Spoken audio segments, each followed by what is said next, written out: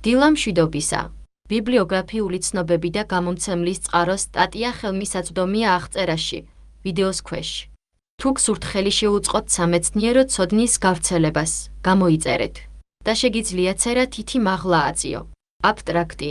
ჩვენ შევიმუშავეთ ტვინის შექცევადი ანოქსიის ახალი მღრღნელების მოდელი და ჩავატარეთ ნეოკორტიკალური ნეირონების უწყვეტი ელექტროკორტიკოგრაფიული და უჯრედშორისი ჩანაწერები, რათა რეალურ დროში გამოგვედგინა ფიჭური და ქსელის დინამიკა, რომლებიც თანმიმდევრულად ვლინდება სიკვდილის გამოჯანმრთელების პროცესში. ელექტროკორტიკოგრამის ამპლიტუდის გლობალურ შემცირებასთან ერთად, ჟანგბადის მიწოდების ნაკლებობამ გამოიწვია ბეტა-გამა აქტივობის ადრეული ზრდა, რასაც თან ახლავს მემბრანის რიტმული დეპოლარიზაცია და პირამიდული ნეირონების რეგულარული სროლა. ელექტროკორტიკოგრამა და უჯრედშიდა სიგნალების შემდეგ დომინირებდა დაბალი სიხშირის აქტივობებით, რომლებიც თანდათან მცირდებოდა იზოელექტრული დონისკენ. კორტიკალური ნეირონები იზოელექტრული მდგომარეობის დროს განიცადეს მემბრანის პოტენციალის მასიური დეპოლარიზაციული ცვლა, რომელიც დაფიქსირდა ელექტროკორტიკოგრამაში, როგორც დიდი ამპლიტუდის ტრიფაზური ტალღა, რომელიც ცნობილია როგორც სიკვდილის ტალღა. ეს ნეირონული ანოქსიური დეპოლარიზაცია, რომელიც დაკავშირებულია მოქმედების პოტენციალის ბლოკასთან და უჯრედის ინტეგრაციული თვისებების დაკარგვასთან, შეიძლება შეიცვალოს, თუ ტვინის ხელახალი ჟანგბადი სწრაფად აღდგება 2-3-5 წუთში. ნეოკორტიკალური ნეირონების შემდგომა ნეულმა რეპოლარიზაციამ გამოიწვია მეორე იდენტიფიცირებადი ელექტროკორტიკოგრამის ტალღა, რომელსაც ჩვენ ვუწოდეთ რეანიმაციის ტალღა, რადგან მან დაიწყო პრეანოქსიური სინაფსური და სროლის აქტივობების პროგრესული აღდგენა. ეს შედეგები აჩვენებს, რომ სიკვდილის ტალღა არ არის გამოუსწორებელი სიკვდილის ბიომარკერი და ავლენს ახალი ელექტროკორტიკოგრამის ტალღის ფიჭურ კორელაციას, რომელიც შეიძლება იყოს წარმატებული აღდგენის პროგნოზირება. უჯრედის ანოქსიური ინსულტის დაწყებისა და შეწყვეტის რეალურ დროში ბიომარკერების იდენტიფიკაციამ შეიძლება სასარგებლო იყოს ინტერვენციული სტრატეგიების კვლევა რეანიმაციული პროცედურების ოპტიმიზაციისთვის. 1. შესავალი. ნეირონული მოვლენების გარკვევა, რომლებიც ახდენენ სიკვდილის პროცესს ტვინის ანოქსიის დროს სიკვდილის საბოლოო მიზეზი და ცერებრალური ფუნქციების აღდგენის დროს, როდესაც დაწყებულია დროული რეანიმაციული პროცედურა, კლინიკური ნევროლოგიისა და ნეირომეცნიერების ყველაზე რთულ საკითხებს შორისაა. წინა კვლევებმა, რომლებიც ამ საკითხს ეხებოდა გლობალური ტვინის ანოქსიის ცხოველურ მოდელებში, გამოავლინეს თანმიმდევრული ცვლილებები კორტიკალური ელექტროენცეფალოგრაფიულ ნიმუშებში სიკვდილის პროცესის დროს. მაგალითად, ვირთხებში გულის მკვეთრი გაჩერების გამოწვევამ კალიუმის ქლორიდის ინტრაკარდიული ინექციით გამოიწვია ელექტროენცეფალოგრამის ამპლიტუდის სწრაფი დაქვეითება, რაც დაკავშირებულია იზოელექტრული ხაზის წინა 30 წამში, ფართოდ გავრცელებული მაღალი სიხშირის გამარხევების ტალღით. სხვა გულის გაჩერების მღრღნელების მოდელში, სადაც ანოქსია გამოწვეული იყო ხელოვნური ვენტილაციის შეწყვეტით, ელექტროენცეფალოგრამის აქტივობის შესუსტებას იზოელექტრული მდგომარეობისკენ თან ახლდა სიმძლავრის შემცირება ყველა სიხშირის დიაპაზონში და გაზრდილი ფუნქციური კავშირი ორ მხრივ შუბლის ქერქებს შორის. ვირთხებში ცერებრალური სისხლის ნაკადის შეფერხებამ ასევე გამოიწვია გლობალური ელექტროენცეფალოგრამის სიმძლავრის სწრაფი დაკარგვა, რაც ზოგჯერ ასოცირდება ნელი ტალღებით ან დაბალი ამპლიტუდის სწრაფ აქტივობასთან. კაპიტაციიდან დაახლოებით 1 წუთის შემდეგ, ელექტროცერებრალური დუმილის დროს, ელექტროენცეფალოგრამაზე მოულოდნელად დაფიქსირდა ნელი და დიდი ამპლიტუდის პოლიფაზური ტალღა. ეს ტალღა შემოთავაზებული იყო ნეირონების სინქრონული და შეუქცევადი სიკვდილის აღსანიშნავად და ამიტომ უწოდეს სიკვდილის ტალღა. ბიოფიზიკური ერთუჯრედიანი მოდელის საფუძველზე, ზანტმა შესთავაზა, რომ სიკვდილის ტალღა ასახავს დიდი რაოდენობით ნეირონების მასიურ და ერთდროულ დეპოლარიზაციას, რაც გამოწვეულია ჟანგბადის დეპრივაციით შემოსაზღვრული ნეირონული მექანიზმების კასკადით, რომელიც გამოწვეულია ადენოზინის დისფუნქციით. ტრიფოსფატზე დამოკიდებული ნატრიუმ-კალიუმის ტუმბოები და ნეირონების ტრანსმემბრანული პოტენციალის დაკარგვა. მსგავსი დაკვირვებები განხორციელდა კრიტიკულად დაავადებული პაციენტებისგან, რომლებიც იღებდნენ პალიატიურ დახმარებას. ელექტროენცეფალოგრამიდან მიღებული მულტივარიაციული ინდექსების საშუალებით, აქტივობის გარდამავალი მატება, რომელიც სავარაუდოდ წარმოადგენს ტვინის მაღალი სიხშირის სიგნალებს, გამოვლინდა გულის გაჩერებიდან 1-2 წუთში. ამ აღმოჩენამ, რომელიც მიუთითებს მომაკვდავ ტვინში აქტივობის შაბლონების მდგრადობაზე, რომელიც ზოგადად ასოცირდება ცნობიერ სიფხილესთან. მიგვიყვანს ჰიპოთეზამდე, რომ სიცოცხლის ბოლომდე ელექტრული აქტივობები შეიძლება ნეირონულ საფუძველს წარმოადგენდეს სიკვდილის მახლობლად გამოცდილებისთვის ეს ნათელი გონებრივი გამოცდილება. იტყობინება მრავალი გულის გაჩერებით გადარჩენილი, გამრავლებული პოლიფაზური ელექტროენცეფალოგრამის ტალღა, რომელიც განიხილება, როგორც მღრღნელების სიკვდილის ტალღის ანალოგიური დეპოლარიზაციის ტერმინალური გამავრცელებელი. ასევე ახლახან გამოვლინდა სიკვდილის პროცესის დროს პაციენტებში, რომლებსაც აქვთ ტვინის დამღუპველი დაზიანება სიცოცხლის შემანარჩუნებელი მკურნალობის შეწყვეტის შემდეგ. In vivo-ში ჩაწერილი ტვინის ამ ახლო სიკვდილის ელექტრული აქტივობების ნეირონული წარმოშობა რჩება უცნობია, რადგან ადამიანებზე და ცხოველებზე წინა კვლევები შემოიფარგლებოდა მათი დაკვირვებით ელექტროენცეფალოგრამაში. გარდა ამისა, მღრღნელების მოდელებში გამოყენებული ლეტალური პროტოკოლები გამორიცხავენ ნეირონების აღდგენის პროცესის გამოკვლევას რეანიმაციული პროცედურების დროს. აქ არტერიული სისხლის გაზების, გულისცემის, ელექტროკორტიკოგრაფიული პოტენციალის, ინტრაკორტიკალური პირდაპირი დენის ცვლის და ნეოკორტიკალური ნეირონების უჯრედში და აქტივობის ერთდროული ჩანაწერების კომბინაციით გარდამავალი ანოქსიის მღრღნელების მოდელში. ჩვენ ვაძლევთ ელექტროკორტიკოგრამაზე მოქმედი უჯრედული და სინაფსური ცვლილებების პირველ ვიუო დახასიათებას. დინამიკა, რომელიც თანმიმდევრულად ვლინდება ანოქსიური პერიოდისა და შემდგომი რეანიმაციის განმავლობაში პროცესი.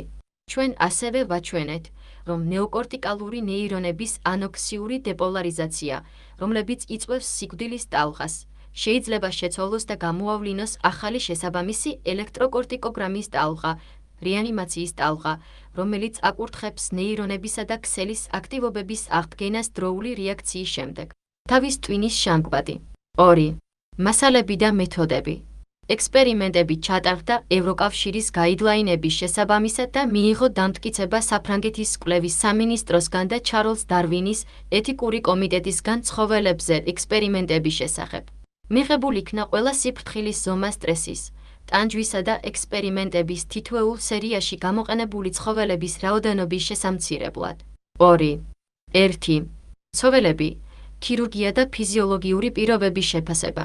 ზრდასრული მამრის სპრეი დოლი ვირთხები NU003D29, ჩაულს ბევლაბორტლის, სონით 300-500 G, თავდაპირველად გაუკეთეს ანესთეზირება ნატრიუმის პენტობარბიტალისა და კეტამინის ინტრაპერიტონეალური ინექციით ქირურგიული პროცედურების ჩასატარებლად. ტრაქეის გაკვეთის შემდეგ ცხოველები კანულირებული იქნა და მოთავსებული იქნა სტერეოტაქსიურ ჩარჩოში. ჭრილობები და წნევის წერტილები არაერთხელ იყო ინფილტრირებული ლიდოკაინით და ბირთვის ტემპერატურა სტაბილიზირებული იყო 36.5-37.5 გრადუსი ცელსიუსი მთელი ექსპერიმენტის განმავლობაში უკავშირით კონტროლირებადი გამათბობელი საბნის გამოყენებით. შემდგომი ელექტროკორტიკოგრამისთვის, უჯრედგარე და უჯრედშიდა ჩანაწერებისთვის, მცირე ზომის კრანიოტომია გაკეთდა მარცხენა და მარჯვენა პირველადი სომატოსენსორული ქერქის და მარცხენა პირველადი საავტომობილო ქერქის ზემოთ. ოპერაციის შემდეგ, ცხოველები პარალიზებულნი იყვნენ გალამინის ტრიეთიოდიდის ინტრამუსკულური ინექციით და იმყოფებოდნენ ხელოვნურ ვენტილაციაში, ოთახის ჰაერით 85 ციკლი მარცხნივ დახილი ხაზით სიჩქარით. სუნთქვის მოცულობა 2-6 მოლ მარცხნივ დახილი ხაზით ციკლი და ინსპირაციული წნევა 12 მობ. შემდეგ ანესთეზია შენარჩუნებული იყო ჩანაწერების დროს პენტობარბიტალის რეგულარული ინექციით. პულსოქსიმეტრია, კაპნოგრაფია და კარდიოფილტვის პარამეტრები მუდმივად ფასდებოდა ვეტერინარული სასიცოცხლო ნიშნების მონიტორით. საკონტროლო პერიოდებში არტერიული ჟანგბადის გაჯერება და ნახშირორჟანგის კონცენტრაციის ბოლო მოქცევის მნიშვნელობები მერყეობდა 95-98%-დან 4-5-5%-მდე შესაბამისად. და გულისცემის სიხშირე იყო 350-450 დარტყმა მარცხნივ დახრილი ხაზით. ტვინის სხეროს ფუნქციების შეფასდა მოსწავლეთა მდგომარეობისა და სინათლეზე მისი რეაგირების შემოწმებით, ასფიქსიური და რეანიმაციული პროცედურების სხვადასხვა ფაზაში. ვიდეოკამერა, ჩამონტაჟებული სტერეომიკროსკოპში, ფოკუსირებული იყო მარცხენა თვალზე და ვიდეოჩანაწერები სინქრონიზებული იყო ელექტროკორტიკოგრამის მონიტორინგთან. გუგის მდგომარეობა ალტერნატიულად შეფასდა სიბნელეში 1 წრ და განათების დროს 2 წრ 30 ვოტ ლაქების გამოყენებით, რომელიც მდებარეობს თვალიდან 10-ის მზე NU003D15 პროტოკოლის 7 ვირთხიდან. 4 ექსპერიმენტში მოსწავლის რეფლექსი შემდგომში შემოწმდა მარცხენა თვალზე შუქის განმეორებიდან თებით. 2. ელექტროფიზიოლოგია და მონაცემთა შეგროვება.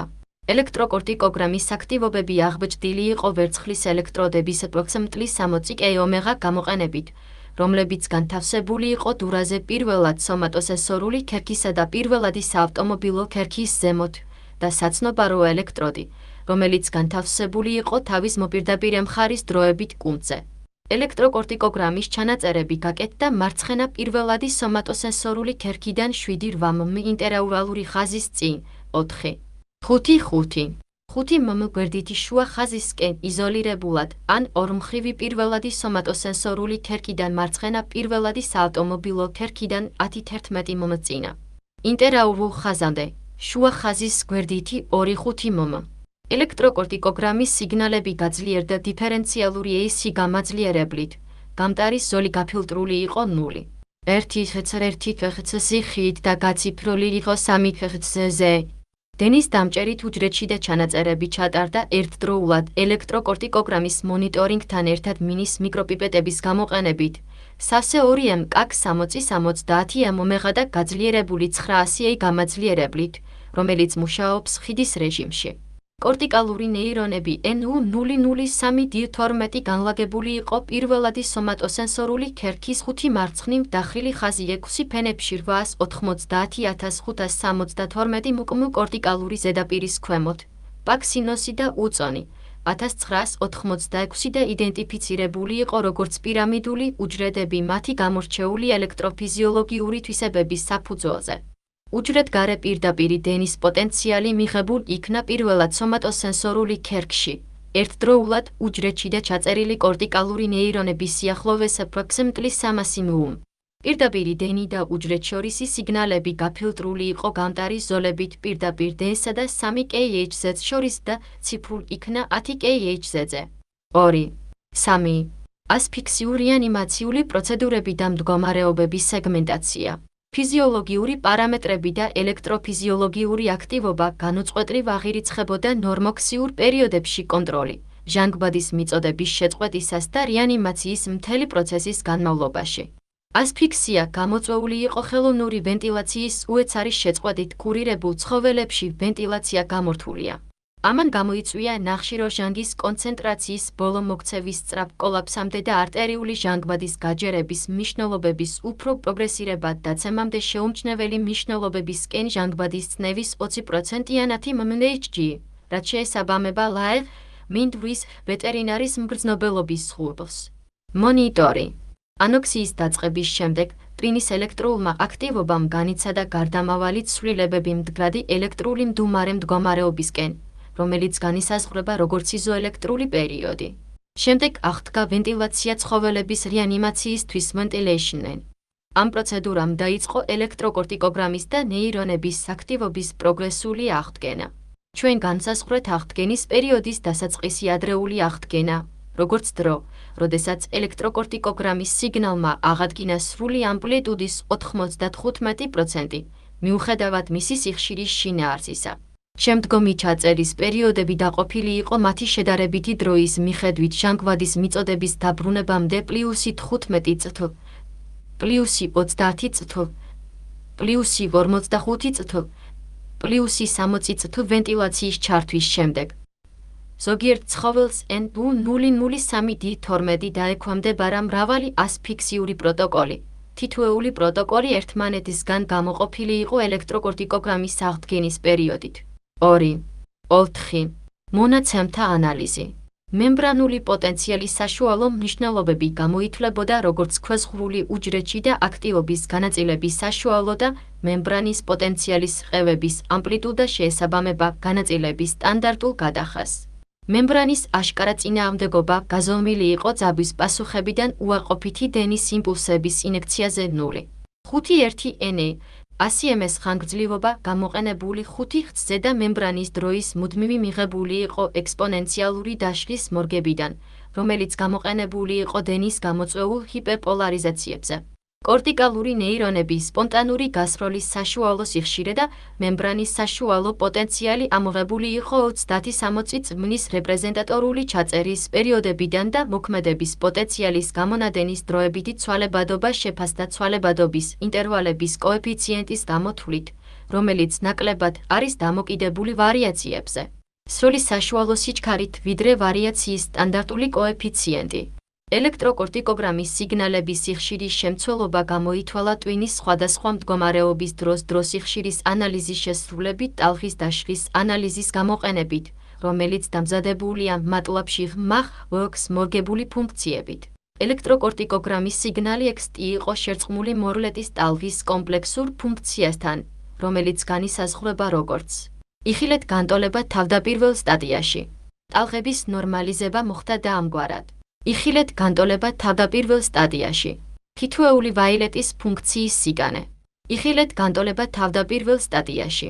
დროსიხშირის შიგთავსი წარმოდგენილი იყო ჩახლართული სიგნალის ენერგიად. იხილეთ განტოლება თავდაპირველ სტადიაში. სტატისტიკური ასოციაციის ხარისხის და დროის დაყოვნების გასაზომად ელექტროკორტიკოგრამის სიგნალებს შორის სხვადასხვა კორტიკალური რეგიონიდან არაწფივი კორელაციის კოეფიციენტი L210 გამოითვალა დროის ცვლაზე ტაღ ფუნქციად.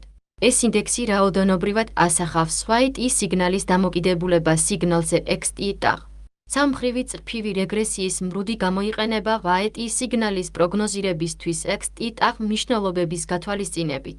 White-ის ვარიანსს, რომელიც ახსნილია რეგრესიის მრუდით, ეწოდება ახსნილი დისპერსიას, ხოლო განსხვავებას მთლიან დისპერსიასთან ეწოდება აუხსნელი ვარიაცია. ამრიგად, არაწრფივი კორელაციის თანაფარდობა რაოდენობრივად ასახავს დისპერსიის შემცირებას, რომელიც მიიღება მაღალი Y მნიშვნელობების პროგნოზირებით რეგრესიის მრუდის საფუძველზე. იხილეთ განტოლებები თავდაპირველ სტადიაში. 2. 5. სტატისტიკა. რიცხვითი მნიშვნელობები მოცემულია, როგორც საშუალო მეტნაკლებად სტანდარტული ცდომილება. გუფებს შორის განსხვავებები შეფასდა რანგის დისპერსიის კვასკულ-ვოლის ანალიზის გამოყენებით, დაწყვილებული და დაუწყვილებული სტუდენტის ტესტები, ან არაპარამეტრული ვილკნს-საინდბანკ ტესტი და მანვეტნი რანგის ჯამის ტესტი. როცა მიზა შეწონილია, მნიშვნელოვნების დონე დაყენებული იყო P0, 0,5, 3, შედეგები 3, 1. ელექტროკორტიკოგრამის დროის კურსი იცვლება ასფიქსიის დაწყებიდან კორტიკალური აქტივობის აღდგენამდე. ელექტროკორტიკოგრამის აქტივობა საკონტროლო პერიოდებში დომინირებდა რიტმული ტალღებით 4-7 ჰერცზე, როგორც ეს კლასიკურად შეინიშნება პენტობარბიტალის ანესთეზიის დროს. ხელოვნური ვენტილაციის შეწყვეტამ ვენტილაციით გამორთვა ჩვეულებრივ გამოიწვია ნახშირო ჟანგის კონცენტრაციის ბოლო მოქცევის დაქვეითება, მაშინ როდესაც არტერიული ჟანგბადის გაჯერება თანდათან მცირდება. სანამ არ მიაღწევს შეუმჩნევლ მნიშვნელობებს, იხილეთ მასალები და მეთოდები 20 წამში. ელექტროკორტიკოგრამის სიგნალები უცვლელი დარჩა აპროქსიმატლი 10 წამის განმავლობაში, სანამ განიცადა ამპლიტუდის პროგრესირებადი შემცირება, რასაც ხშირად წინ უძღვის გარდამავალი გაძლიერება. ელექტროკორტიკოგრამის სიდიდის ცვლილებას თან ახლდა მისი სიხშირის შემცველობის ცვლილებები. ჩვენ გავაანალიზეთ 4 სტანდარტული სიხშირის დიაპაზონის დროებითი ევოლუცია დელტა 0,5-4,5 ჰц, თეტა 4,5-10 ჰц, ალფა-მედიუმი ბეტა 10-25 ჰц და მაღალი ბეტა გამა 25-50 ჰц. ექსპერიმენტების 65%-ში ჩვენ გამოვავლინეთ აქტივობის ხანმოკლე 9 მეტნაკლებად 1 წმ, 2-დან 15 წმამდე. NU003D13 პროტოკოლი აქტივობის ზრდა 10-25 და 25-50 ჰц ზოლებში 10-35 წამში. ვენტილაციის შეწყვეტის შემდეგ, რაც შეესაბამება სიმძლავრის საშუალო ზრდას პრეანოქსიკურ პერიოდთან შედარებით 39 მეტნაკლებად 10% და 85 მეტნაკლებად 19%. შესაბამისად P0, 0,1 ორივე შედარებისთვის. შემდეგ ყველა სიხშირის დიაპაზონი შემცირდა იზოელექტრული დონისკენ, გარდა დელტა სიხშირის დიაპაზონისა, რომელიც აჩვენებდა გვიან გარდამავალ გაძლიერებას, რომელიც კულმინირებდა 28-59 წმში 42 მეტნაკლებად 1, 7 წმ. NU003D20 პროტოკოლი ჟანგბადის მიწოდების მოხსნის შემდეგ. ეს დადასტურდა შესამჩნევი ზრდით საშუალოდ 22 ჯერ მეტი. NU003D20 პროტოკოლი, P01000, 1 დაბალი 0545 ხც და მაღალი სიხშირი შეერთებული 1050 ხც სიმძლავრის თანაფარდობა საკონტროლო მნიშვნელობებთან შედარებით. იზოელექტრული მდგომარეობა, მიღწეული 49 მეტნაკლებად 8 წამში 37-64 წმიდან. NU003D20 პროტოკოლი ასფიქსიის დაწყების შემდეგ ხასიათდებოდა ელექტროკორტიკოგრამის ამპლიტუდის 93-98%-ით დაქვეითებით, რომელიც დაკავშირებულია ქერქის სიმძლავრის თითქმის სრულ ჩახშობასთან. სიხშირის ზოლები. ეს დაემთხვა ბრტყელი მემბრანის პოტენციალს ერთდროულად ჩაწერილ ნეირონებში, რაც უზრუნველყოფს ელექტროცერებრალური დუმილის პირდაპირ დემონსტრირებას. აღსანიშნავია, რომ ჩვენ დავაკვირდით, რომ დიდი ამპლიტუდის ტრიფაზური ტალღა, ადრე აღწერილი სიკვდილის ტალღის მსგავსი, სისტემატურად ჩნდებოდა ბრტყელი ელექტროკორტიკოგრამიდან. იზოელექტრული მდგომარეობა დაკავშირებულია გულისცემის მკვეთრ შემცირებასთან, არტერიული ჟანგბადის გაჯერების მნიშვნელობებთან და ცხოველის გუგის გაფართოებასთან, რომელმაც მიაღწია მაქსიმალურ არეაქტიურ მიდრიას სიკვდილის ტალღის დროს. ხელოვნური ვენტილაციის აღდგენამ ვენტილაციით ჩართული ასფიქსიის დაწყებიდან 2-3-5 თვის შემდეგ გამოიწვია ნახშირორჟანგის კონცენტრაციის ბოლო მოქცევის სწრაფ მატებამდე და არტერიული ჟანგბადის გაჯერების მნიშვნელობების ოდნავ დაგვიანებით 30-40 მის ფარგლებში აღდგენა.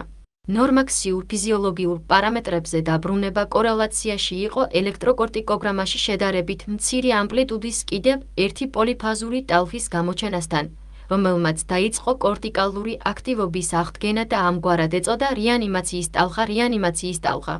ელექტროკორტიკოგრამის სიგნალის აღდგენის ადრეული ფაზა, რომელიც განისაზღვრება, როგორც მისი სრული ამპლიტუდის 95%-ის აღდგენა, საშუალოდ მიიღწევა აპროქსიმატლით 11 თვის შემდეგ ტვინის ხელახალი ჟანგბადიდან და ხასიათდებოდა დელტა აქტივობის ზრდით და ყველაზე მაღალი შესუსტებით 10-50 ხც სიხშირის კომპონენტები.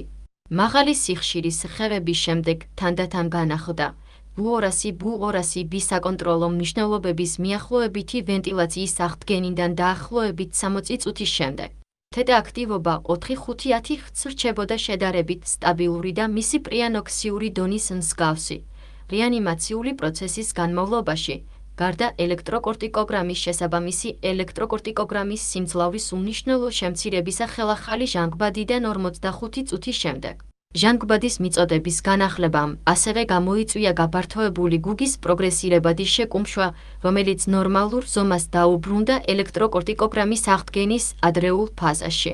ამის საპირისპიროდ, რესპირატორული გადარჩენის ნაკლებობამ გამოუსწორებლად გამოიწვია ცხოველების სიკვდილი, რაც დასტურდება მუდმივად ბრტყელი ელექტროკორტიკოგრამით და გულის გაჩერებით ანოქსიის დაწყებიდან 6-15.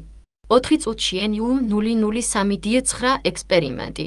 ჩვენ შემდეგ რაოდენობრივად დავადგინეთ კორტიკალური დინამიკა რეანიმაციის დროს დროთა განმავლობაში დაწყვილების თვისებების ანალიზით შორეულ კორტიკალურ უბნებს შორის ექსპერიმენტებში, სადაც ელექტროკორტიკოგრამები ერთდროულად იყო ჩაწერილი ორმხრივი პირველადი სომატოსენსორული ქერქიდან და მარცხენა პირველადი საავტომობილო ქერქიდან NU003D17 პროტოკოლი.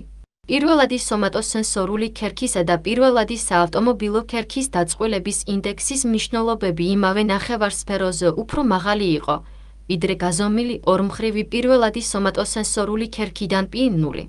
001 და დარჩა საკონტროლო მნიშვნელობების მსგავსი აღდგენის პერიოდის განმავლობაში. ურთიერთქმედების სიძლიერე ორმხრივ პირველად სომატოსენსორული ქერქის ელექტროკორტიკოგრამის სიგნალებს შორის მნიშვნელოვნად გაიზარდა ადრეული გამოჯანმრთელების დროს და აღადგინა პრეანოქსიური მნიშვნელობები რეანიმაციის დაწყებიდან 15 წუთის შემდეგ. H2-დან შეფასებული დროის შუალედების ანალიზი ვარაუდობს ორმხრივ შეერთებას ორმხრივ პირველად სომატოსენსორული ქერქს შორის ყველა გამოთვლილი პერიოდის განმავლობაში, მაშინ როცა მარცხენა პირველადი სომატოსენსორული ქერქისა და პირველადი საავტომობილო ქერქის ურთიერთქმედება ხასიათდება დადებითი შეფერხებით დაახლოებით 1/3. 3.2. უჯრედში და დინამიკა ასფიქსიიდან ქერქის აღდგენამდე. ნეირონული და სინაფსური მექანიზმების გასაკვებად, რომლებიც ახდენენ ცვლილებებს ელექტროკორტიკოგრამის აქტივობაში ანოქსიური და რეანიმაციული პერიოდის განმავლობაში, ჩვენ გავაკეთეთ ექსპერიმენტების ქვეჯგუფში NU003D12 მარცხენა პირველადი სომატოსენსორული თერქის ელექტროკორტიკოგრამის, ქვემდებარე პირამიდული ნეირონების და უჯრედგარე პირდაპირი ნეირონების უჯრედში და აქტივობის ერთობლივი ჩანაწერები. დენის პოტენციალი უჯრედში და ელექტროდის სიახლოვეს.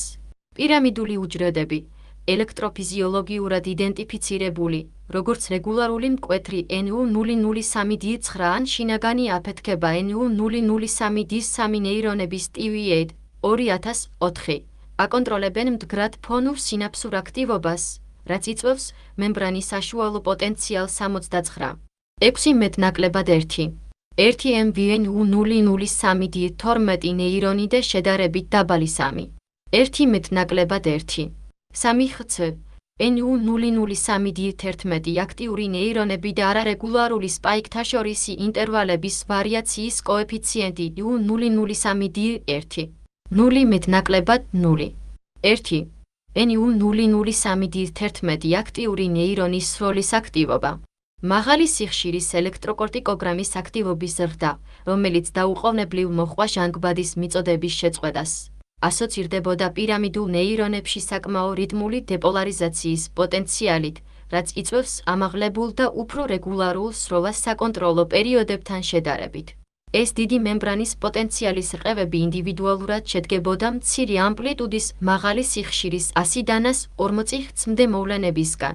სავარაუდოდ სინაფსური წარმოშობისა, რაც კორელაციაში იყო სწრაფ ხევებთან შესაბამის ელექტროკორტიკოგრამაში.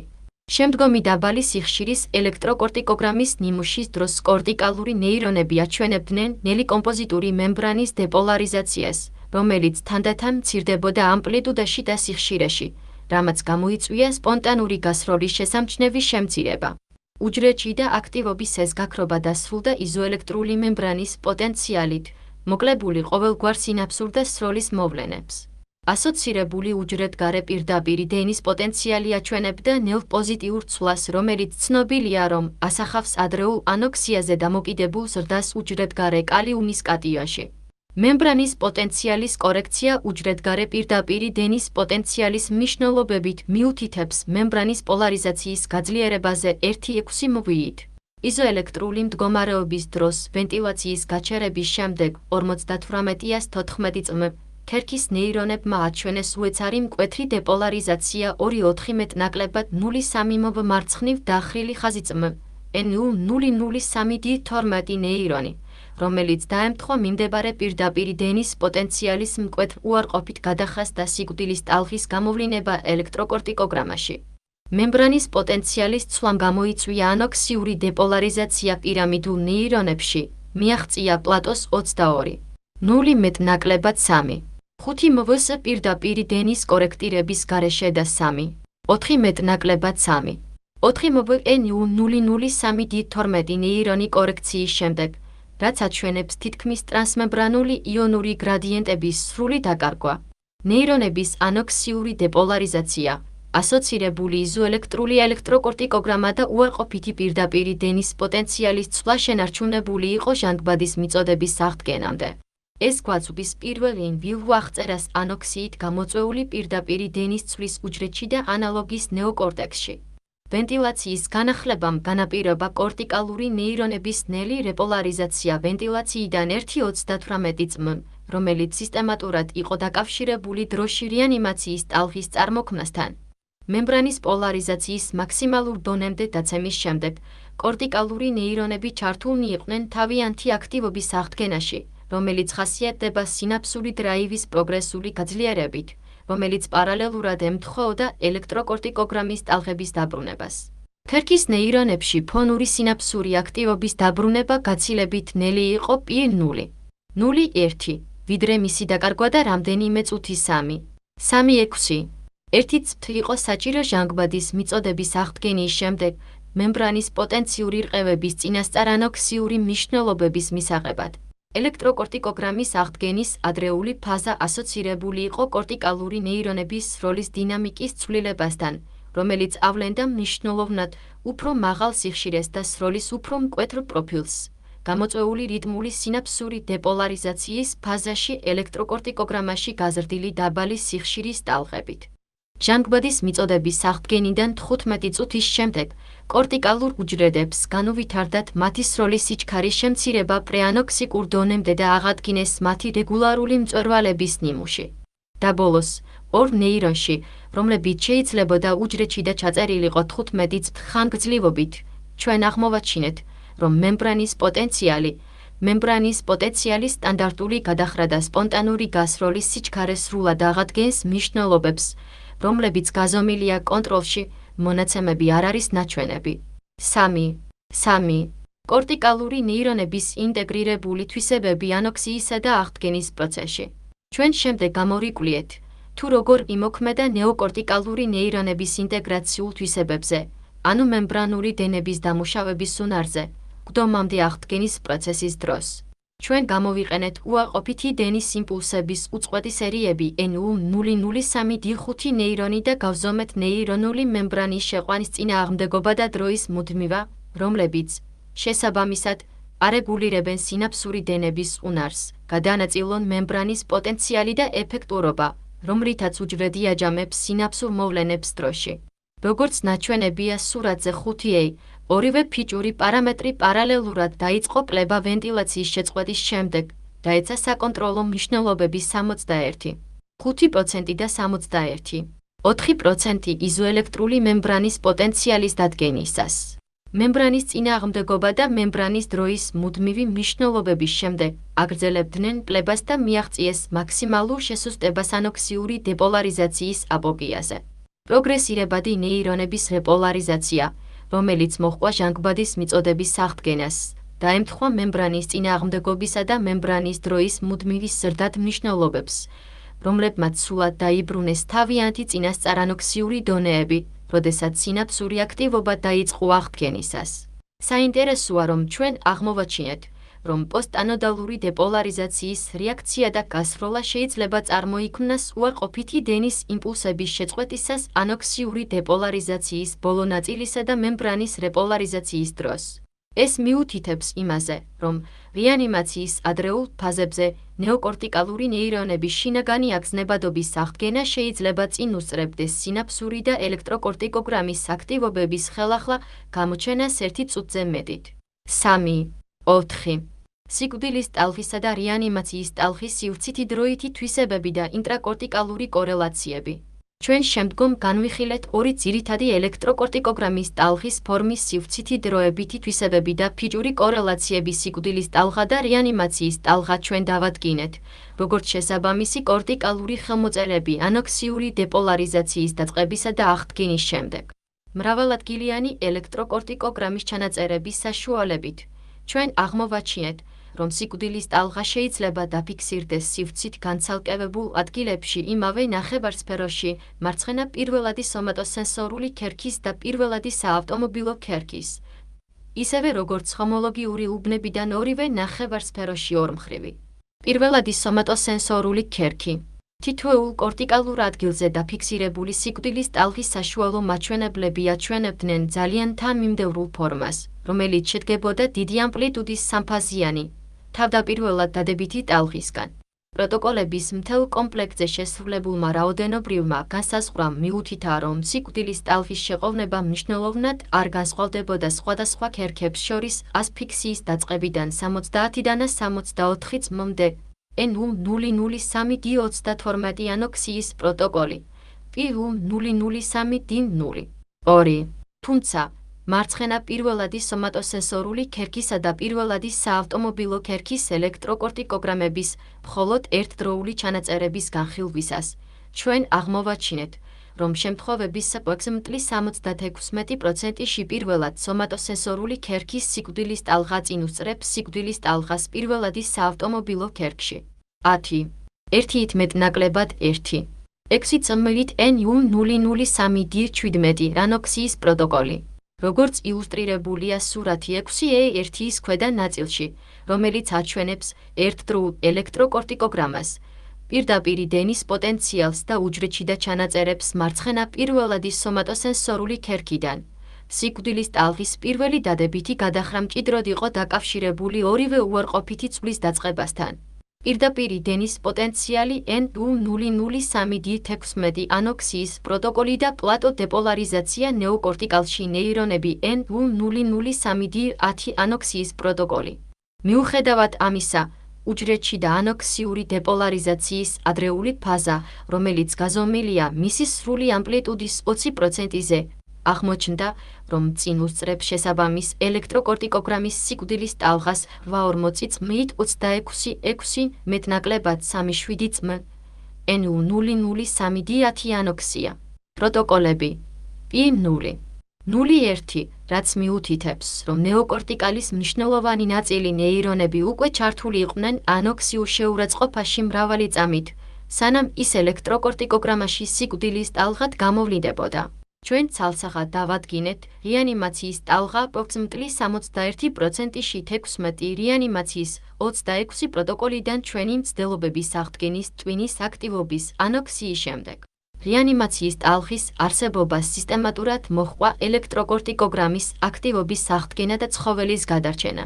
ამის საპირისპიროდ, რეანიმაციის ტალღის ნაკლებობა წარუმატებელი რეანიმაციის პროცედურის დროს N200-3D10 ყველა შემთხვევაში კორელაციაში იყო ცხოველის სიკვდილთან. რეანიმაციის ტალღას ჰქონდა ნაკლებად რეგულარული ფორმა და უფრო მცირე ამპლიტუდა, ვიდრე სიკვდილის ტალღა, მაგრამ მისი საშუალო ტალღის ფორმა, რომელიც გამოთვლილია სხვადასხვა ჩაწერილი უბნებიდან, ასევე გამოავლინა თანმიმდევრული პოლიფაზური პროფილი. როგორც ილუსტრირებულია სურათზე 6b1, მცირე ამპლიტუდის ელექტრული ხმაური ხშირად ზედმეტად იყო გადატანილი ელექტროკორტიკოგრამის ჩანაწერებზე რეანიმაციის ტალღის დროს. ეს ნარჩენი არტეფაქტუალური სიგნალი არ იყო გამოწვეული ნეირონების აქტივობით, ვინაიდან ერთდროულად ჩაწერილი უჯრედები იმ დროს არ აჩვენებდნენ სინაფსურ ან სროლის მოვლენებს. რაც შეეხება სიკვდილის ტალღას, ვენტილაციის აღდგენის შემდეგ რეანიმაციის ტალღის წარმოქმნის საშუალო დაყოვნება მსგავსი იყო სამკორტიკალურ მიდამოში. რეანიმაციის ტალღის, როგორც ნეირონების აღდგენის მარკერის ფიზიოლოგიური რელევანტურობა დადასტურებული იყო მისი ძლიერი დროებითი კავშირებით პირდაპირი დენის პოტენციალის მკვეთრი პოზიტიური ცვლასთან და კორტიკალური უჯრედების რეპოლარიზაციასთან, ანოქსიური პლატოს პოტენციალის გათავისუფლებისას. სიკვდილის ტალღასთან შედარებით, პირდაპირი დენის პოტენციალის აღდგენამ და კორტიკალური უჯრედების რეპოლარიზაციამ ჟანგბადის მიწოდების განახლების შემდეგ აჩვენა უფრო ცვლადი პროფილები და ნელი კინეტიკა, რაც შესაძლოა ახსნის რეანიმაციის ტალღის უფრო მცირე ამპლიტუდას. დადებითი პირდაპირი დენის ცვლა და უჯრედის რეპოლარიზაცია გაზომილი ტალღის ამპლიტუდის 20%-ზე აღმოჩნდა, რომ ჩამორჩება შესაბამისი ელექტროკორტიკოგრამის რეანიმაციის ტალღას +1 38 წმ პირდაპირი დენის პოტენციალისათვის. N200-3D6 რეანიმაციის პროტოკოლი P200-3D013 +6 წმ მემბრანული პოტენციალი. N200-3D6 რეანიმაცია პროტოკოლები P0. 0.5. ამრიგად, რეანიმაციის ტალღა, რომელიც თანმიმდევრულად წინ უსწრებდა უჯრედის მემბრანის პოტენციალისა და პირდაპირი დენის პოტენციალის პრეანოქსიური მნიშვნელობების აღდგენას, შეიძლება უზრუნო იყოს ტვინის აქტივობის მიმდინარე წარმატებული აღდგენის ერთგული ნეიროფიზიოლოგიური საზომი. 4. დისკუსია 4. 1. ნეირონული მექანიზმები ანოქსიიდან რეანიმაციამდე.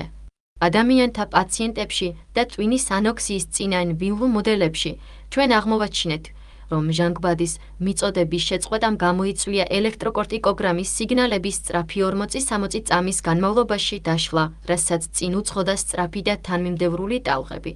ნელი აქტივობები.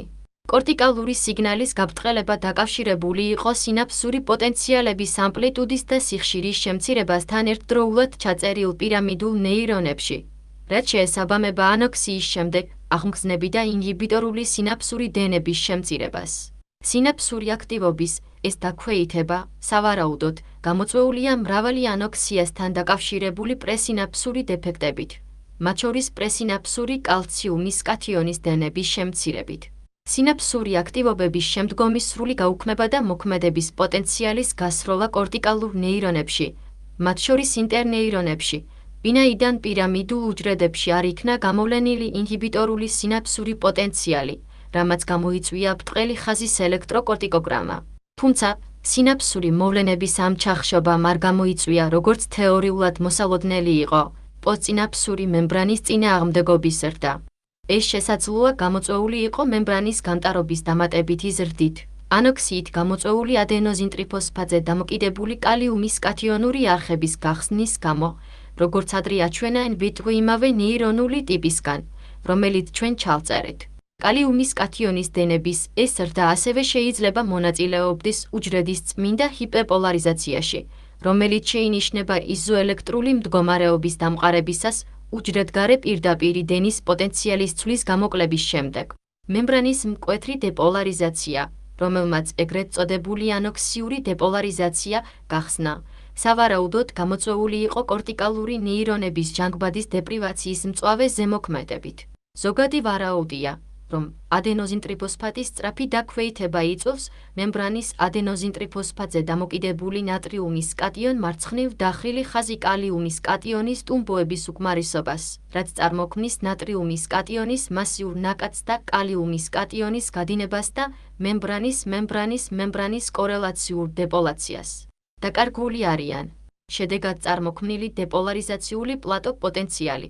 თავის მხრივ, პასუხისმგებელია ძაბვით შემოსაზღვრული კალციუმის კათიონის არხების გახსნაზე, რაც იწვევს უჯრედში და კალციუმის კატიონის კონცენტრაციის ზრდას და კალციუმის კათიონზე დამოკიდებული კალიუმის კათიონ არხების შემდგომ გააქტიურებას, რაც კიდევ უფრო ზრდის მემბრანის გამტარობას. უჯრედული პროცესების ეს კანონიკური თანმიმდევრობა მხარს უჭერს ჩვენ შედეგებს, რომლებიც აჩვენებს ძლიერ პარალელიზმს ანოქსიურ დეპოლარიზაციასა და ადგილობრივი პირდაპირი დენის პოტენციალის ცვლილებას შორის, რომელიც ცნობილია, რომ მჭიდროდ ემთხვევა კალიუმის უჯრედგარე კატიონის ზრდას და ნატრიუმის და კალციუმის კატიონის უჯრედგარე კატიონის შემცირებას. ეს ასევე შეესაბამება ნეოკორტიკალური ნეირონების მემბრანის გამტარობის პროგრესიებად გაძლიერებას ანოქსიური დეპოლარიზაციის თანმიმდევრულ ფაზებში, როგორც ეს შეინიშნება ჰიპოკამპში ტვინის ისემიის დროს.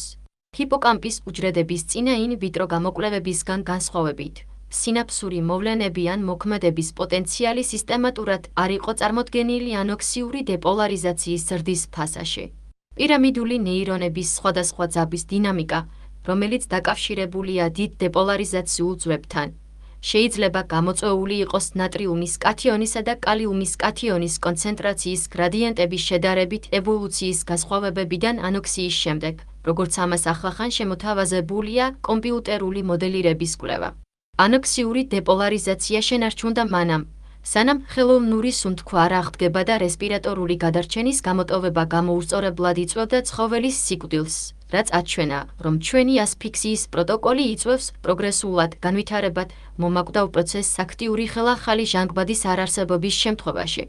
ვენტილაციის აღდგენამ დაიწყო ნეირონული მემბრანის პოტენციალის აღდგენა იონური ტუმბოების ადენოზინტრიფოსფატით მიწოდებით, რაც მოიცავდა თანდათანობით დეპოლარიზაციას უჯრედიდან ძალიან ცვლადი დროის კურსით.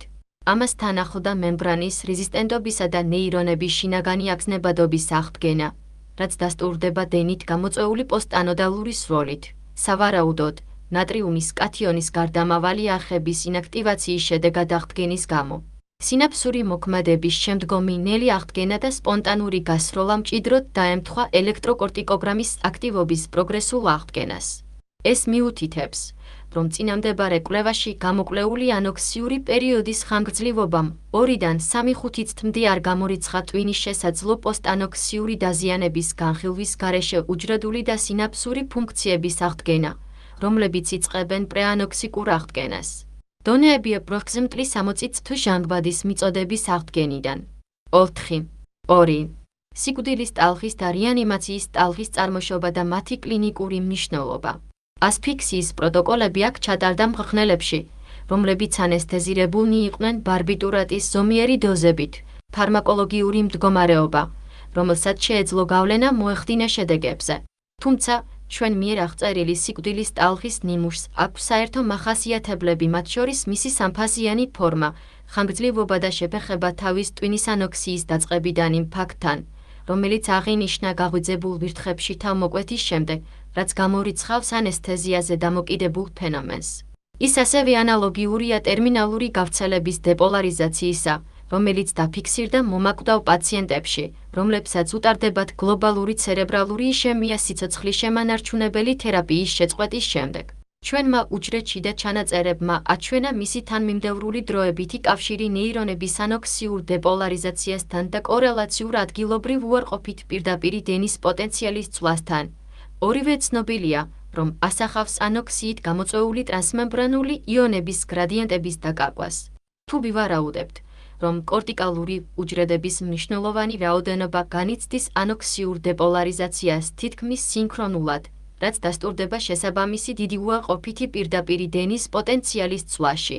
ნედლი ელექტროკორტიკოგრამის სიგნალი სავარაუდოდ მიახლოებით იქნება ცალკეული ნეირონების ჯამურწვილს და ტალღის სამფაზიან ფორმას. სიკვდილის შედეგად წარმოქმნილი პოტენციალის მაღალგამტარი ფილტრაციის შედეგად ან 0. 1Hz გამორთვის სიხშირე. კორტიკალური ნეირონების კოლექტიური რეპოლარიზაცია, რომელიც დაკავშირებულია პირდაპირი დენის პოტენციალის დადებით ცვლასთან ჟანგბადის მიწოდების აღდგენის შემდეგ, სავარაუდოდ იონური გრადიენტების აღდგენის გამო, აისახა როგორც მეორე პოლიფაზური ტალღა ელექტროკორტიკოგრამაში, რეანიმაციის ტალღა. რეანიმაციის ტალღის შედარებით დაბალი ამპლიტუდა, ალბათ, განპირობებული იყო უჯრედიდან უჯრედამდე მაღალი ცვალებადობით მემბრანის პოტენციალის აღდგენის დაგვიანებითა და დროის მსვლელობით, რის შედეგადაც ქერქის ქსოვილში ნაკლები დენი მიედინება. ექსპერიმენტების უმეტესობაში, სადაც პირველადი სომატოსენსორული ქერქის და პირველადი მოტორული ქერქის ელექტროკორტიკოგრამები ერთდროულად იყო ჩაწერილი, სიკვდილის ტალღა პირველად გამოჩნდა პირველად სომატოსენსორული ქერქში. ეს შეიძლება გამოწვეული იყოს ამ კორტიკალური რეგიონის ჰიპოქსია-ისემიისადმი მაღალი დაუცველობით, რამაც შეიძლება შემდეგ გავრცელოს ანოქსიური დეპოლარიზაციის ტალღა დეპრესიის მსგავსი პროცესების გავრცელებით შორეულ კორტიკალურ უბნებზე. ჟანგბადის მიწოდების აღდგენას, სიკვდილის ტალღის დადგომის შემდეგ, უმეტეს შემთხვევაში აპროქსიმატლი 61% მოჰყვა რეანიმაციის ტალღა, რომელიც სისტემატურად იწვევდა ნეირონების და ელექტროკორტიკოგრამის აქტივობის აღდგენას. ეს იმაზე მეტყველებს, რომ სიკვდილის ტალღა შეიძლება ჩაითვალოს მასიური ნეირონული სიკვდილის ან ტვინის გამოუწორებელი სიკვდილის ბიომარკერად და, შესაბამისად, უფრო სათანადოდ შეიძლება დაერქვას ანოქსიური დეპოლარიზაციის ტალღა. თუმცა, წინამდებარე კვლევიდან შეგვიძლია დავასკვნათ, რომ სიკვდილის ტალღა იძლევა საიმედო ხელმოწერას, როგორც მომხრხნელებში, ასევე ადამიანებში, ნეოკორტიკალური ნეირონების მძიმე ანოქსიური შეურაცხყოფის შესახებ, რაც ადვილად შეიძლება ჩაიწეროს ტვინის ზედაპირიდან. ჩვენი ცოდნით, წინამდებარე ნაშრომი პირველია, რომელიც აღწერს ზედაპირული კორტიკალური ტალღის არსებობას და ფიჭურ კორელაციებს, რომელიც პროგნოზირებს პოსტანოქსიური კორტიკალური აღდგენის, რეანიმაციის ტალღა. ეს ტალღა წარმოადგენს წარმატებული რეანიმაციის ერთგულ მოლოდინ ბიომარკერს, რომელიც შეიძლება წინ უსწრებდეს აპროქსიმატლი 20 წამით მემბრანის პოტენციალის აღდგენის დაწყებას ცალკეულ კორტიკალურ ნეირონებში. შესაბამისი ელექტროენცეფალოგრამის ფილტრაციის საშუალებით ადამიანებში, რომლებსაც უტარდებათ რეანიმაციული პროცედურები, რეანიმაციის ტალღის იდენტიფიცირება, ან გამოვლენის ნაკლებობა, შეიძლება პოტენციურად მონაწილეობდეს კარგი პოსტანოქსიური შედეგის პროგნოზში ან შეუქცევადი ტვინის დიაგნოზში. გაუარესება 4. 3. ახალი ნეირონული საფუძველი სიკვდილთან ახლოს გამოცდილებისთვის ასფიქსიის ჩვენმა პროტოკოლებმა სწრაფად მიგვიყვანა იზოელექტრული მდგომარეობის ჩამოყალიბებამდე, რასაც მალევე წინ უძღოდა თანმიმდევრული ტალღები, სწრაფი და ნელი ხევები ელექტროკორტიკოგრამაში. თავის ტვინის ელექტრული აქტივობის ასეთი გარდამავალი მატება სიკვდილთან ახლოს ადრე დაფიქსირდა არაანესთეზირებულ მომხრხნელებში ტვინის უეცარი ანოქსიის შემდეგ და შემოთავაზებული იყო ბისპექტრული ინდექსის გაზომვებით ადამიანებში სიცოცხლის მხარდაჭერის შეწყვეტის შემდეგ. მაღალი სიხშირის ხევების ზრდა ინტერპრეტირებული იყო, როგორც ამაღლებული ცნობიერი მდგომარეობის შესაძლო კორელაცია, რომელიც შეიძლება ასახავდეს სიკვდილთან ახლოს გამოცდილებას. ჩვენი აღმოჩენები ეჭვქვეშ აყენებს სამ ჰიპოთეზას.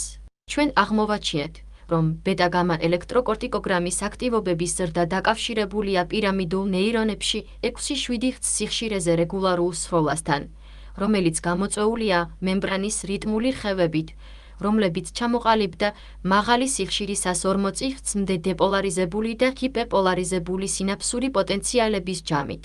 ეს ნიმუში მსგავსია სწრაფი აქტივობის გარდამავალი აფეთქებისა, რომელიც ადრე იყო დაფიქსირებული ინ-ვიუ ჰიპოკამპის ქსელებში ცერებრალური იშემიის დროს და ნაჩვენები იყო ოსცილატორული სინაფსური აგზნების შედეგი, რომელიც მორგებულია გამა-ამინობუტირის მჟავაზე და ადენოზინზე დამოკიდებული ინჰიბიციით. მიუხედავად ანესთეზიის შესაძლო ეფექტისა, რომელიც არ გამორიცხავს სიკვდილის მახლობლად გამოცდილების წარმოქმნას, ნეირონული და სინაფსური აქტივობები, რომლებიც ჩვენ აღვნიშნეთ მაღალი სიხშირის ელექტროკორტიკოგრამის რხევების მატებასთან ერთად, განსხვავდებოდა ნეოკორტიკალური ნეირონებისგან სიფხიზლის დროს. ჩვეულებრივ ახასიათებთ მდგრადი დეპოლარიზებული სინაფსური დრაივი და არარეგულარული სროლა. უფრო მეტიც, მაღალი სიხშირის ტალღის ხანგრძლივობა რამდენიმე წამი, როგორც ეს შეფასებულია ადამიანებში ბისპექტრული ინდექსის ქულით, როგორც ჩანს, ძალიან მოკლეა იმ პაციენტების თხრობების სიმდიდრისა და დროებითი მასშტაბის ასახსნელად, რომლებმაც განიცადეს სიკვდილთან ახლოს გამოცდილება. ასევე წარმოუდგენელია, რომ სიკვდილის მახლობლად გამოცდილება მოხდეს ტვინის გარდამავალი იზოელექტრული მდგომარეობიდან და მასთან დაკავშირებული სიკვდილის ტალღა, რადგან ჩვენ ვაჩვენეთ, რომ კორტიკალური ნეირონები დაკარგეს აგზნებადობა და არ იყვნენ სპონტანურად აქტიურები ამ მდგომარეობის დროს და, შესაბამისად, ვერ წარმოქმნიდნენ ცნობიერი გამოცდილება. თვალსაჩინოა, რომ სიკვდილთან დაკავშირებული გამოცდილების შესახებ მოხსენებები საჭიროებს წარმატებულ რეანიმაციას და კორტიკალური და კოგნიტური ფუნქციების აღდგენას. ჩვენ აღმოვარჩინეთ, რომ კორტიკალურ ნეირონებსა და ქსელებში ნორმაქსიული სინაფსური და სროლის შაბლონების აღსადგენად საჭირო დრო გაცილებით გრძელი იყო ვიდრე ანოქსიით გამოწვეული აქტივობის დაქვეითებასთან შედარებით, რაც ამ პერიოდს უფრო შესაფერს ხდის სიკვდილთან ახლოს მყოფი გამოცდილების შესამცირებლად. აღდგენის ნელი პროცესი ხასიათდებოდა აბსოლუტური 5-10 Hz რხევებით ელექტროკორტიკოგრამაში და უჯრედში და აქტივობებში, მუდმივი შესუსტებული მაღალი სიხშირის შაბლონებთან ერთად. ტვინის რხევების შესაძლებელი ატიპიური შაბლონები, რომლებიც ასოცირდება გამა-აქტივობის შემცირებასთან დაბალი სიხშირის ნიმუშის ზრდასთან, აღწერილია ჰალუცინაციურ დაავადებებში, როგორიცაა შიზოფრენია. ამრიგად, სავარაუდოა, რომ კორტიკალური დინამიკის ხანგრძლივი დეორგანიზაცია, რომელიც ხასიათდება სწრაფი ელექტროკორტიკოგრამის აქტივობის დეფიციტით, განსაკუთრებით სენსორულ ზონებში, პასუხისმგებელია სტერეოტიპულ, ჰალუცინაციურ გონებრივ გამოსახულებაზე, რომელიც ახასიათებს სიკვდილთან დაკავშირებული გამოცდილების ზოგიერთ ტიპურ ელემენტს. ამრიგად, ჩვენ ვარაუდობთ, რომ ტვინის აქტივობების ნელი აღდგენა რეანიმაციის შემდეგ შეიძლება იყოს შესაბამისი პერიოდი, რათა უფრო ღრმად ჩავწვდეთ სიკვდილთან დაკავშირებული გამოცდილების ნეირონულ საფუძველს. ფლოუთი. დასკვნები. ჩვენი მრავალმასშტაბიანი ელექტროფიზიოლოგიური ჩანაწერების სასიცოცხლო მნიშვნელობის პარამეტრების მონიტორინგთან ერთად აჩვენებს, რომ ტვინის ანოქსია იწვევს ნეოკორტექსში სინაფსური და სროლის შაბლონების დროებით ორგანიზებულ თანმიმდევრობას, რომელიც მთავრდება ნეირონების აქტივობას მოკლებული იზოელექტრული მდგომარეობის დადგენით. კორტიკალური აქტივობების გაჩუმებიდან დაახლოებით 1 წუთის შემდეგ ნეოკორტიკალური ნეირონები ძლიერ დეპოლარიზდება მემბრანულ პოტენციალამდე, სადაც სროლა აღარ შეინიშნება და უჯრედის აგზნებადობა იკარგება. ჩვენ ვაძლევთ მტკიცებულებას, რომ დეპოლარიზაციის ბლოკის ეს მდგომარეობა არ გულისხმობს შეუქცევად ნეირონულ სიკვდილს, ვინაიდან უჯრედის მემბრანის პოლარიზაციის აღდგენა შეიძლება დაიწყოს, თუ ხელახალი ოქსიგენაცია სწრაფად აღდგება. მემბრანის პოტენციალის რეპოლარიზაციას რეანიმაციის დროს თან ახლავს უჯრედის ინტეგრაციული თვისებების დაბრუნება, რასაც მოჰყვება ნორმაქსიული სინაფსური და საცეცხლე აქტივობების პროგრესული აღდგენა ნეირონებსა და ქსელებში. ანოქსიით გამოწვეული ნეოკორტიკალური უჯრედების მასიური დეპოლარიზაცია და მისი შებრუნება ჟანგბადის მიწოდების დაბრუნებისას, შესაბამისად, იწვევს კორტიკალური პირდაპირი დენის პოტენციალის დიდი ამპლიტუდის დადებით და უარყოფით ძურებს, რომლებიც შეიძლება აღიწეროს, როგორც რეპროდუცირებადი პოლიფაზური ელექტროკორტიკოგრამის ტალღები ტვინის ზედაპირზე, სიკვდილის ტალღა და რეანიმაციის ტალღა. იზოელექტრული ელექტროენცეფალოგრამისგან განსხვავებით, რომელიც არ იძლევა ცალსახა ინფორმაციას ნეირონების აგზნებადობისა და ციტოტოქსიური უჯრედული პროცესების დროის შესახებ ანოქსიის შემდეგ, წინამდებარე დასკვნები აჩვენებს, რომ სიკვდილის ტალღა და რეანიმაციის ტალღა უზრუნველყოფს საიმედო და ადვილად ჩასაწერ ბიომარკერებს. ანოქსიასთან დაკავშირებული ნეირონული ინსულტის დაწყება და აღდგენა. მიუხედავად იმისა, რომ რეანიმაციის ტალღის ეკვივალენტი არასოდეს დაფიქსირებულა ადამიანების პაციენტებში, ძალიან სავარაუდოა, რომ მემბრანის პოტენციალის კოლექტიური აღდგენა ასევე მოხდეს ადამიანის კორტიკალურ ნეირონებში წარმატებული კარდიოფილტვის რეანიმაციის შემდეგ. ამრიგად, სიკვდილის ტალღა და რეანიმაციის ტალღა შეიძლება დაეხმაროს ინტერვენციული გადაუდებელი პროცედურების დახვეწას, რადგან ისინი შეიძლება გამოყენებულ იქნას როგორც ტვინის სიკვდილის გამომწვევი პროცესების რეალურ დროში პათოფიზიოლოგიური მარკერის სიკვდილის ტალღა და როგორც კორტიკალური ხელმოწერა. აღდგენის დადებითი პროგნოზისთვის რეანიმაციის ტალღა. შედეგად და საბოლოო ჯამში, ამ შედეგებს ასევე შეიძლება ჰქონდეს გავლენა ეთიკურ და კლინიკურ დებატებზე ორგანოების დონაციის შესახებ მომაკვდავი პაციენტების მონაწილეობით.